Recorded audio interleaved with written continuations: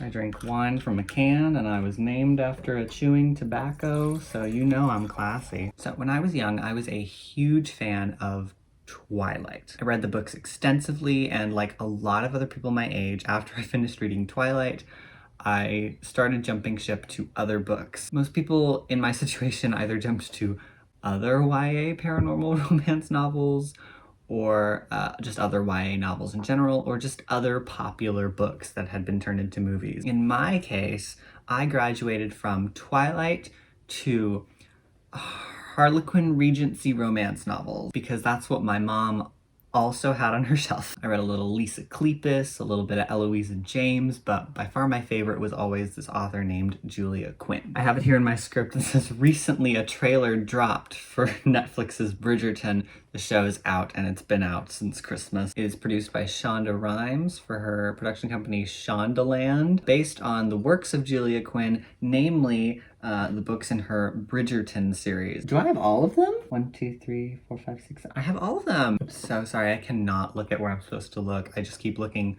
directly into the ring light. When the show was announced a few months back, I gotta admit I was a little surprised this was even getting made. And when the trailer came out, it looked like quality prestige Netflix television. I guess I was expecting when it was announced that it would be more like Lost in Austin, like really obvious, over the top, cheesy trash. Because keep in mind, I love these books, but they're like dime store novels, you know what I mean? The kind of books that are exclusively printed in mass market paperback. But as a hipster OG fan of Julia Quinn, I thought I would take a look back at the series and sit down and explain what all this hubbub is about. So I was originally going to read every single book in the series and then report back, but I was busy. Of course, that plan came into play back when I thought this was just gonna be about, I guess, all the books at once. I thought initially that each book was gonna get like one episode. Well, it turns out the first season of Bridgerton is actually just based on the it was this year, her novel, The Duke and I. Although it does borrow some elements, plot devices, and characters from other novels. But are they expecting 7 seasons? So let's kind of just get into basic stuff. The Bridgerton family. The Bridgertons are a sprawling and highly influential family in Regency society. The children in the family are all named in alphabetical order so that it's easier for you to remember them. Anthony, Benedict, Colin, Daphne, Eloise, Francesca, Gregory, and Hyacinth. Each sibling has their own romance novel, but it does not start with Anthony or Antony. It begins with Daphne because she's a girl. We'll get into it later. First thing you need to know is that it's not really a series in the way that most books are series. It's just a bunch of books that take place in the same family. You absolutely 100% do not have to read them in order. I know I didn't. In fact, I'm pretty sure that the first novel in the series was the last one I read. I actually highly recommend you please do not read these books in order, because you'll be stuck reading the worst one, followed by the best one. Yikes. Yeah, it would probably be well and good to begin with some general remarks about these books and some genre expectations as well. The thing about romance novels is that they're always character-driven rather than plot-driven. They're usually going to be antagonist-less. There can still be emotional and character arcs, stakes, even themes, but what draws readers to romance novels are the sort of mundane, slice-of-life, everyday exploits of characters just casually interacting with each other, generally. And although that's not everybody's cup of tea, I'd like to remind everybody that the romance novel is like the biggest piece of the publishing pie. But what I'd like to kind of come to is that, and I don't mean this as shade, but romance novels, and especially Regency romance novels that are written under the same author, are gonna feel kinda samey. Leading ladies in these books are always like not like other girls because they curse and sometimes drink and are kind of sassy. The romances are always kind of exceptional for their time, and that's mostly just due to times have changed. Daphne's story comes before her brother Antony's, even though he's much older, because of Regency customs. A woman was expected to marry around 17 to 19. In The Viscount Who Loved Me, the main love interest is described as being a spinster at the absolutely decrepit age of nearly 20. So a lot of marriages for that time have, big age gaps in which the women are extremely young. Julia Quinn, along with a lot of other Regency romance authors, authors seem to have caught on that this is kind of creepy, and these types of age disparities are not so hot. So our heroines tend to be old maids and spinsters, and our heroes are really uniquely swooped up into scandalous early marriages in like their late 20s, early 30s. Okay, let's talk about rakes. Men in Julia Quinn's universe are often described as rakes. A rake is like an actual thing. It's short for rake hell. I'm not gonna look it up. It just means like a dangerous man. In real life, being a rake probably entailed, you know, things like actually being an awful person, you know, assaulting women and abandoning your illegitimate children. In Quinland, being a rake means you're handsome and kind of scary, and everyone's afraid of you for rumors that are unsubstantiated. Like Julia Quinn's idea of a rake is a man who won't turn down party invitations because he would genuinely feel bad offending his friends' wives. They're all just big cinnamon buns with dark, mysterious eyes and wicked kisses. And can I just say, each one of the 3 books that I have read so far has the romantic hero dancing with a shy wallflower who isn't the heroine to show how compassionate they are and how much they care about others. And in all 3 books, it's the exact same wallflower. It's the same girl in all 3 books. This girl gets a pity dance per book. Side note, one of my favorite things is the little illustrated ads in here. They're often models that just kind of look the same or like don't even really look like how they're described in the book. And usually there's like a tagline that'll go along with the story. Sometimes they're just like straight to the point descriptions of what the plot is supposed to be. The Duke and the debutante made a bargain to keep the Tons matchmakers at bay. But what happens when the charade becomes all too real? Sometimes they're just like generic romancy sounding things. Before she marries, every bride deserves a taste of heaven. Then some of them are just weirdly in between, specific and yet incomprehensible out of context. She wrote him a letter and he stole her heart. Okay, so ouch. I mentioned earlier that this book is what season 1 is mainly structured around in the Netflix show. For that reason, it's the only one to get like a fancy new book cover tie-in to go with the show, because I guess they want new readers to hop into this book series starting with The Duke and I. I thought this was a really odd choice because it's like the worst one. Simon Bassett, the Duke of Hastings, is like this man of the continent. In his childhood, he suffered a severe stutter, resulting in his father not wanting anything to do with him. And because of this trauma with his father, he has vowed to never marry and never sire an heir as revenge to his abusive father. He's gonna just like let the Bassett name end with him. His first ever ball, he meets Daphne Bridgerton, a debutante who's a bit long in the tooth, which means here she's probably like 18 and a half. Beautiful, she's witty, she's intelligent and kind, but she's like the girl next door. Everybody just kind of thinks of her as like their sister. Simon does not want to marry, does not want to make babies. Daphne super duper does. But they meet and they come up with this plan. They're going to pretend to court so that the single ladies of the Tom will leave Simon alone, and men in society will suddenly think that Daphne is desirable and whatever. It's one of those like they pretend to be in love and then actually fall in love stories. I said earlier that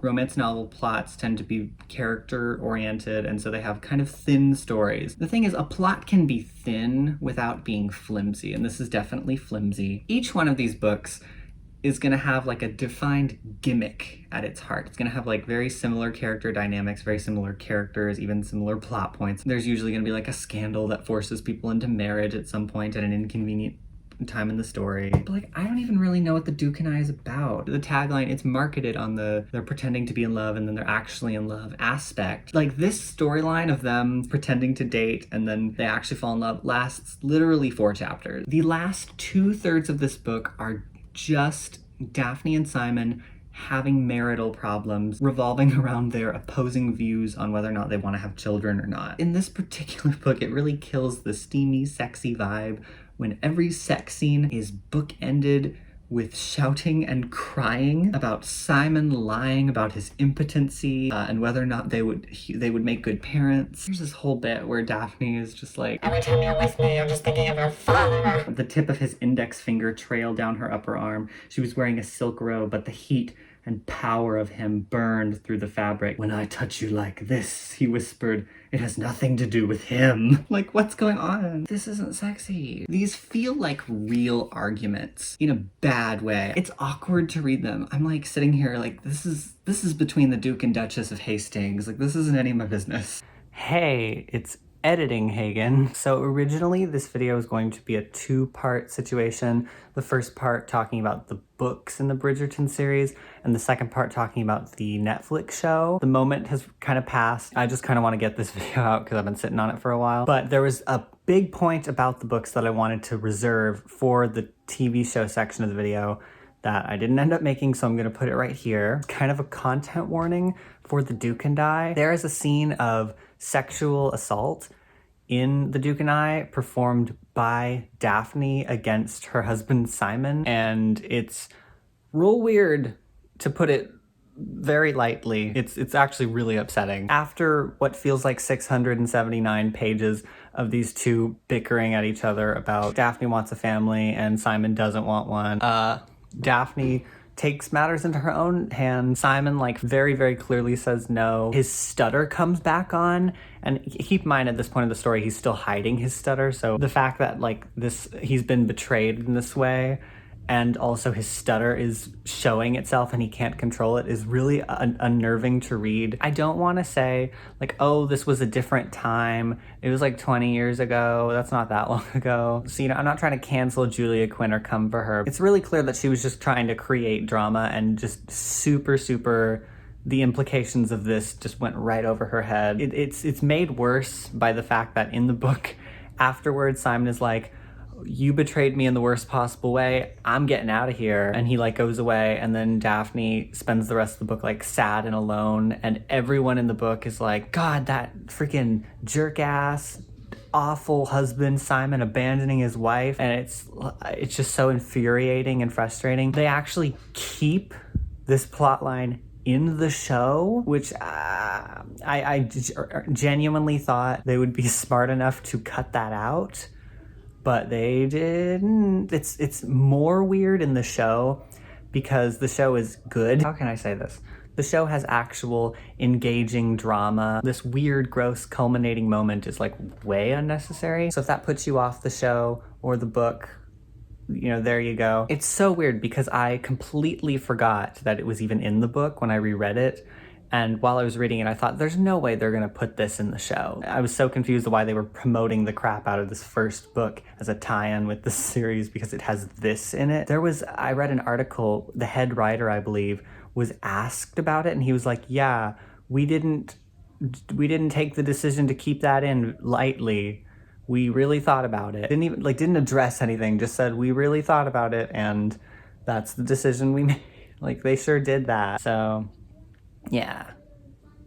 Now, there are things about this book that I like. Very funny book still. And that's something about all Julia Quinn novels, and that's kind of what she's known about in this industry, is her, like, really funny, witty dialogue. The storyline about Simon's struggles with his stutter is surprisingly gentle and sympathetic. There's this really fun, like, wacky dinner scene where the Duke comes to eat with the Bridgertons informally. Notice how the Duke is eating his peas! I love this line on page 163, is it? It better be there. Rumors start circulating about Simon and Daphne, and people start calling him the devastating Duke. Daphne found the name woefully ironic, for the devastating Duke was devastating her heart. And also, like, the chemistry between the characters is totally there. Like, there's all sorts of sweet moments between the two. I love this bit where Simon notices that Daphne has these green flecks in her eyes that even she didn't know about. For the engagement ring he gets her, he's like, I don't want to get you some, like, old thing that was made for someone else. I want something that was made especially for you. And he gets her an engagement ring with an emerald in it to match her eyes. And she's like, what are you talking about? My eyes aren't green. He's like, there's green in them. I've seen them. And it's very sweet. Also, when they get married and move in together, they canonically have sex for a full week before Daphne even gets a tour of the house she's staying in, which I found funny. Characters are there, the dialogue is there, the prose is there. This feels like a debut novel, or like a novel at the very end of a series where the author doesn't really know, is kind of out of ideas, and it's neither, so I don't know what this is. It reads like she's very burnt out. Am I supposed to be this close to the ring light? Because it's changing color before my very eyes. Compare this to The Viscount Who Loved Me. Kate Sheffield is an old, dried-up spinster. She's from a poor family, and she and her younger sister Edwina will need to marry soon, or it's the poorhouse for their whole family because their dad has been dead for a long time. During their time in London, Kate reads and hears a lot of gossip about the marriage mark. Kate is very Lizzie Bennet. Like there's even an Austen reference hidden in the second chapter somewhere. Like she hears all these like vile, salacious rumors about this man that she's never even met, and she just kind of believes them. So she doesn't even like him before she's even met him. And meanwhile, Anthony Bridgerton, the Viscount of Bridgerton, is the eldest of 7 children. I put 8 here and I don't know why. He was extremely close to his father when he was very young. And so it was especially traumatic to him when the late Viscount died tragically at the age of 34, 32, whatever, of a bee sting. It sounds silly, the book acknowledges it sounds silly. Anthony undergoes a real life psychological where he believes that come his own 32nd birthday, he too will die. And this is based on like a real thing. However, Anthony is extremely loyal to his family, so he is determined to provide for everybody and also marry, produce an heir, keep everything in the family. Just he will not marry for love. More so for his potential wife's sake than for his. So he just picks some random pretty girl to court and marry, and that girl just happens to be Edwina Sheffield, Kate's younger sister, because Kate knows that the Duke is a horrible rake. He's a pretty boy who's sometimes scary. Kate refuses to let this marriage happen, and they start to butt heads, and this is like one of those classic they hate each other and then they fall in love stories. This is the second book in, and it's already a startling improvement over the first. It's been like 10 years, but I have read all of these books multiple times, and I remember this one was always my favorite. I think it's the best one. Forget just being an improvement over The Duke and I. This book feels like it was written in an entirely different state of mind. Right off the bat, the romantic leads just have way more chemistry for each other. A lot of people are suckers for hate to love dynamics and romance.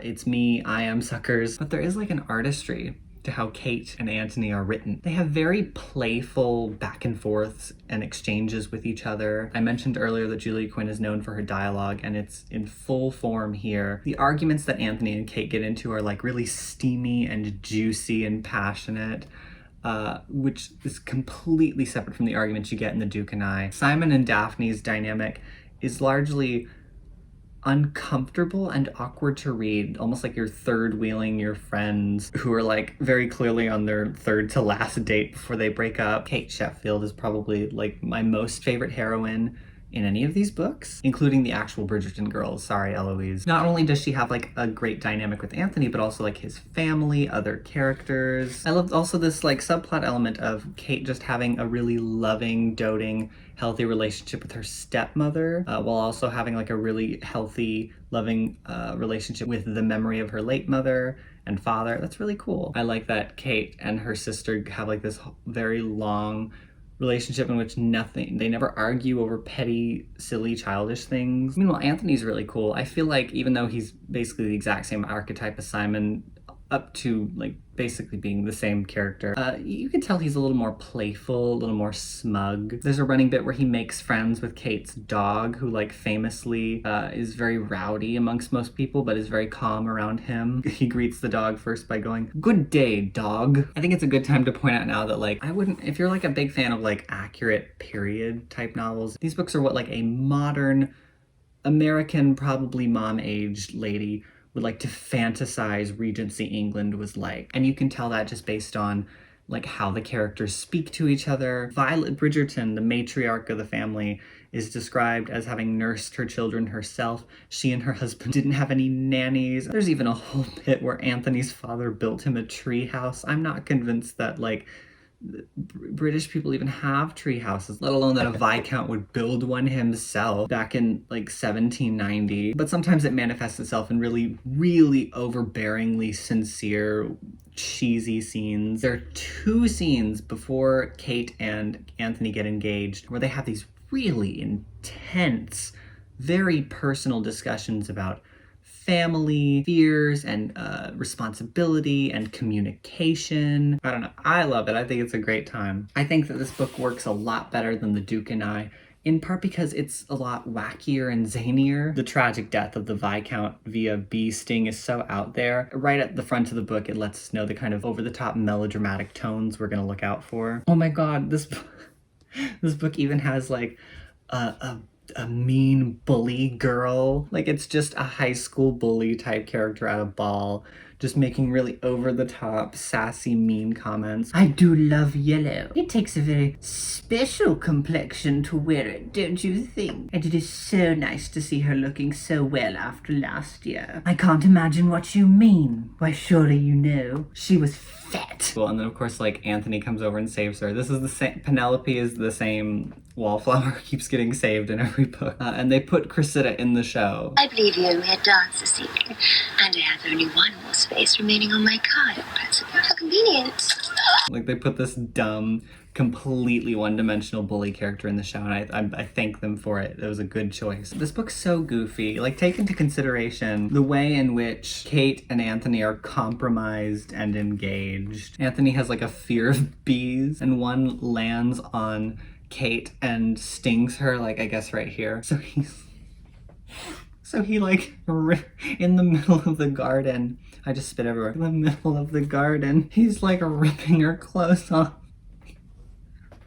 He's like, I have to get the venom out. So he starts sucking at.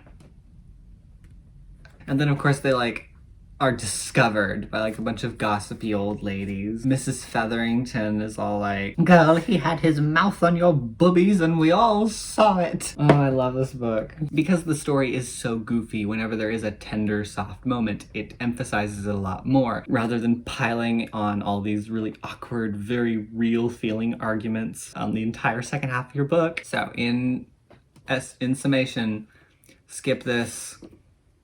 Definitely read this. Okay, I'm gonna try to kind of talk about the rest of the books. I meant to read all of these before the show came out, but I didn't. So I can't make any definitive sweeping comments about the quality of this series as a whole, but I have read all of these books and I've read all of them multiple times. It's been a while. So even if these two books in particular don't really spark your fancy, maybe some of the others will. And again, you do not have to read them in order, and I really recommend that you don't. The main dynamics and a lot of similar plot points run through all these books, but there are some fun shakeups on the way to the wedding. This is the last book in this series, I think. I know it concerns the youngest son and second to youngest child, Gregory Bridgerton. Since he's a fourth son, he's like the rare romance novel hero who's like not drowning in riches. He's like basically got nothing. And in a fun like change from the norm, Gregory, who's like quite young actually in this book, it's him, the male love interest, who's like a hopeless romantic searching for love.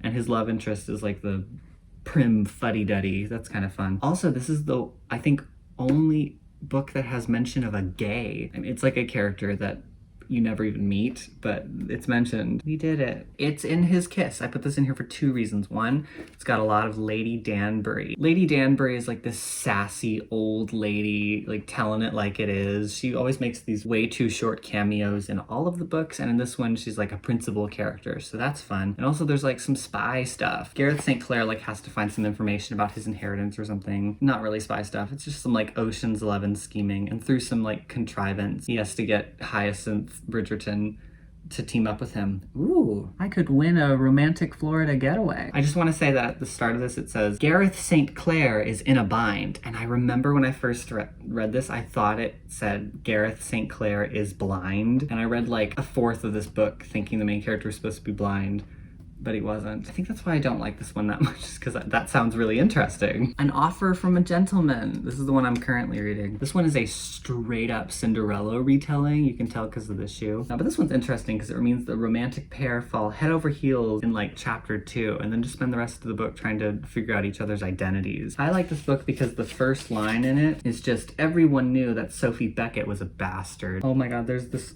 hilarious part. Benedict and his love interest Sophie meet, and she's like, what's your favorite color? And he's like, blue. And she's like, why? And he has like this whole monologue where he's like, she's not like other girls. She's so deep. She asked me why I liked the color blue. Books you should maybe stay away from are To Sir Philip with Love. I don't like this one because it's boring. I asked, and this is also my mom's least favorite. Sad because this is Eloise's book, and she's like the best character. Kind of sad that she has kind of a mediocre love story. It has like a cool premise. Like Eloise is like a proper spinster. She's like 30. That's not spinster age now, but like that's kind of, I feel like a 30-year-old protagonist for a romance novel is kind of radical. Her love interest is a man who already has 2 children, so she's a stepmother. That's kind of cool. But I just remember it being really boring, and I think it has really dated, problematic content regarding suicide. So yeah. There's also a collection of second epilogues that Julia Quinn wrote like several years after these were already written. Basically just like catching up on the family, what they were doing like 20, 30 years later. I actually think it's the second epilogue that was really, really problematic in terms of suicide. In To Sir Philip with Love, there's like a whole set, like the romantic hero's late wife took her life after having some children, and that's his baggage. His daughter that she left behind is like the focus of the second epilogue, and she opens it up with being like, why didn't my mom just kill herself sooner so that she didn't have to inconvenience everybody else? It's like, oh, okay. So in Romancing Mr. Bridgerton, this one's actually very good, but it does kind of have a big reveal for like a huge secret that's kept through all of the books. So I definitely wouldn't recommend reading this one first, unless you've already seen season 1 of the show, in which case you already know the reveal. If you haven't read or seen anything, wouldn't read this one first. It's a good thing I keep stacking and restacking these so you can tell that the continuity is off. So that's the Bridgerton book series. It's very wacky, very silly, dumb,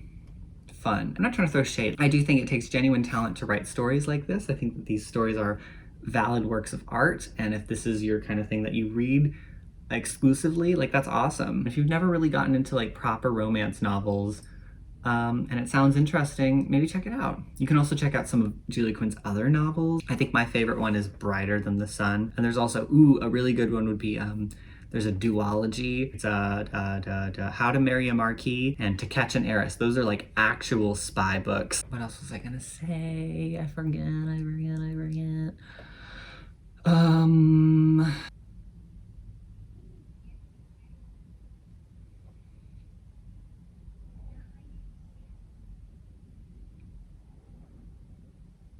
I don't know what I was doing. I should not have had that third glass of wine.